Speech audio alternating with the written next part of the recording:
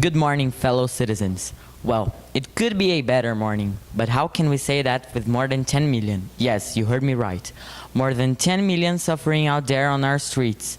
São Paulo is the most crowded city in Latin America, and with big numbers come big problems. My name is Mohamad Abed, and today I'm running for mayor. I want to show you today some problems our city have concerns with, but I'll also show you the way we can overcome them with a lot of effort and passion. The first thing I want to talk about is some transportation issues we have out there. Let's start talking about the subways. We have too little subway stations for too many workers out there, and we can't live with that. The same happened with the buses. We have just 1,189 bus lines in 2017 according to the SSP yearly data. Also, the problem doesn't stop there. It's the same thing with the traffic. Just look how many trucks, cars, and buses are flooding our streets out there. And that's why I provided some solutions for these problems. The first thing I provided as a solution is that we will improve and make more bus lines and subway stations. And so, if people have a good public transport, they will prefer it as cars. And so, we'll have a better traffic. Also, we'll make better pavement to prevent from accidents that could happen. And so we'll be able to travel faster and further through our city. The next thing I want to talk about is something people don't really like to talk about. That's the violence.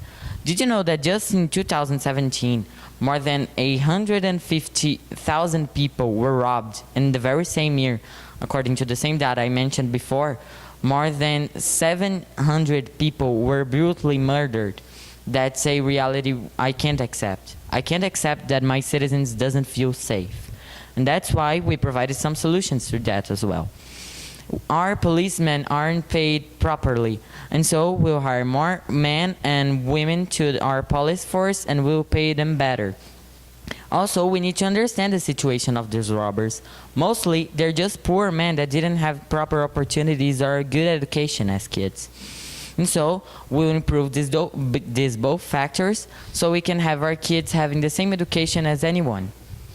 The final thing I want to talk about is the same story I heard many and many times with our citizens. People that waiting big lines in the hospitals for weeks, months, or perhaps even years, just for a single surgery.